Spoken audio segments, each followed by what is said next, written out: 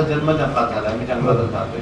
गवे खाली उतरतात कारण त्यांना ह्या सीझनला प्यायला पाणी मिळत नाही म्हणून ते खाली उतरतात. त्याची सोय जर तुम्ही केली जंगलामध्ये तर खाली कशाला उतरतील.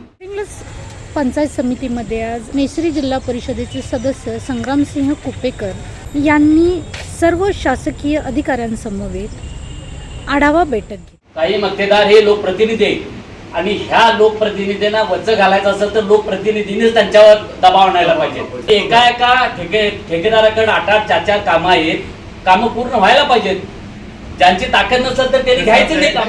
घटप्रभा बेसिनचाच गाळ काढायचा आहे की जनरल सगळ्यामध्ये हिरण्यकेशी आहे, हिरण्यकेशी पण आहे, ताम्रपर्णी आहे, ताम्रपर्णी पण आहे. त्याच्यामध्ये थोडे सेक्शन्स मी डिफाईन केले. एनजीटीकडनं त्याला मंजुरी त्या सेक्शनला आली आहे. घटप्रभा बेसिनला किती बजेट आहे त्याला?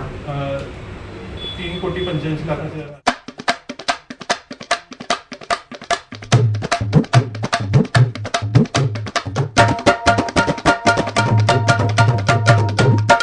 आता हडलग्यामध्ये जवळपास 2 वर्ष वास्तव्याला आहे.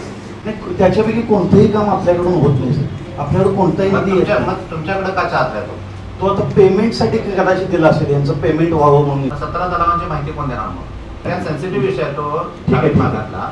ती माहिती घेऊन तुम्ही द्यायला पाहिजे. आलाटकर साहेब, तालुक्याला पाणी पाजू नका. नाही साहेब, तसं काय होणार नाही. जल जीवनला ह्या लोकांनी पाणी पाजवलंय. जल जीवन याच्या 4 वर्ष झाली आमच्या नुसती पाईप लाईन टाकली आहे. 100 वेळा याच्यावर आलो बैठक घेतली, बीडीओ साहेबांना भेटलं तरी काही त्याचा अर्थ हे नाही. म्हणजे त्यांचं हेच नाही धोरण यांचं. अगदी पाण्यात पुसणारे लोक आहेत. कुटुंब कल्याण शस्त्रक्रिया ज्या की कांदेवाडीच्या 99% कंप्लीट आहेत, मुंगुरवाडीच्या 105% झालेल्या. कोण नसते, कोण नसते. काय तुझ्या भागाच्या लोकांनी करायचं? 10 वर्ष असं चालू आहे त्या ठिकाणी. मी तुम्हाला सांगितले 3 ठेकेदारांच्यावर 3 फेजची कारवाई करा म्हणून. 3 फेजची व्याख्या जरा सांगा. जर काम त्याच्याकडनं होत नसेल आणि वारंवार आपण नोटीस काढून सुद्धा ठेकेदार कार्यालयाकडे संपर्क साधत नसेल, बारचार्ट थ्रू प्रोग्रेस देत नसेल किंवा मी कसं काम करणार आहे, तर त्याला आपण अंतिम नोटीस देत असतो. पहिली नोटीस असते ती रेग्युलर नोटीस असते की अद्याप आपण काम केलेलं नाही आणि त्यांचा प्रस्ताव आपण दंडासह पुढे सादर करत असतो. त्यांची जी काय मुदतवाढीच असते. तथापि तरी देखील त्यांनी जर रिस्पॉन्स दिला नाही तर आपण कार्यकारी अभियंता साहेबांना त्यांच्यावर निविदा अटी शर्तीनुसार कारवाई करा. 2-4 नोटिसा घेतल्यानंतर सुद्धा आणि कार्यकारी अभियंता साहेबांच्याकडून नोटीस आल्यानंतर सुद्धा सदरचा ठेकेदार जेव्हा काम करत नाही त्यावेळी आपण विभागीय कार्यालयाला यांच्यावर 3 खाली कारवाई करा. याचा अर्थ काय? सदर माणसाचं ठेका रद्द करून त्याला ब्लॅकलिस्टला टाकून राहिलेल्या कामाचं नवीन टेंडर करून त्याची पुनर्निविदा करून दुसऱ्या ठेकेदाराला काम द्यावं. पीएचसीला जे क्वार्टर्स तयार केलेले आहेत ते क्वार्टर्स म्हणजे इमारत पूर्ण आहे, पण काही त्रुटी असल्यामुळे तिथं स्टाफ राहतो. इमर्जन्सी रात्रीचं झाली तर तिथं जो इमर्जन्सी मिळत नाही आहे पीएचसी मध्ये. क्वार्टर्स पूर्ण झाले आहेत, त्याचा मला शुभारंभ घ्यायचा आहे. योजना आहेत पण त्या पोहोचत नाही आहेत. हा आरोप फार मोठा आहे. आता सूचना केली, पुढच्या मिटिंगला असं त्या पूजू नका एवढी काळजी घ्या. पटसंख्या वाढीसाठी तुम्हाला काय करावं लागेल? तुम्हाला जसं बाकीचे विभाग जसं ड्राईव्ह घेतात गावागावात जाऊन, म्हणजे शेतीचं असेल किंवा आरोग्याचं असेल किंवा पाण्याचं असेल, जसं ग्रामीण भागात तसं तुम्हाला शिक्षक मंडळींना आता विद्यार्थी हुडकत तुम्हाला जावं लागेल. अशी परिस्थिती येऊ नये यासाठी तुम्ही काळजी घेणं गरजेचं आहे. की जिल्हा परिषदेच्या पहिलीच्या वर्गात प्रवेश घेणाऱ्या पालकांना ग्रामपंचायतच्या पातळीवरती रिव्हर्स सबसिडाईज, प्रोत्साहन कर अनुदान असं काहीतरी करता येतं तुम्हाला? कारण तुमच्या ह्यांच्या ग्रामनिधीवरती आपल्याला काही रेस्ट्रिक्शन टाकता येईल? उमेद हा असा प्रोजेक्ट आहे की जो ग्रामीण भागाला वरच्या स्तरावर नेणारा कार्यक्रम आहे. माझ्या हिशोबानं तुम्ही उमेदचा प्रोग्राम तसा राबवलेला नाही. तालुका विक्री केंद्रावर यांची मीटिंग होते, पण तिथं वॉशरूमची सोय नाही आहे. दिवसभर लेडीज असतात मीटिंगला.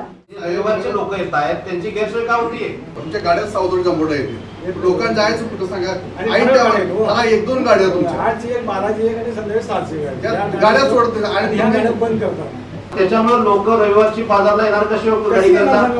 का तुम्ही शनिवारचं बंद करताय? कारण तुम्हाला विद्यार्थी नाही आहेत म्हणून. लोकांनी रविवारी बाजारला यायचं का नाही? जोशी साहेबांना जरा सांगा हे बरोबर नाही. आणि मग मोर्चा जर घेऊन आलो तुमच्या ह्याच्यावरती तर मग मागात पडेल. मग लोकांची गैरसोय होते. एसटी महामंडळ चांगलं काम करतंय पण तुमच्याकडे प्लॅनिंग नाही आहे.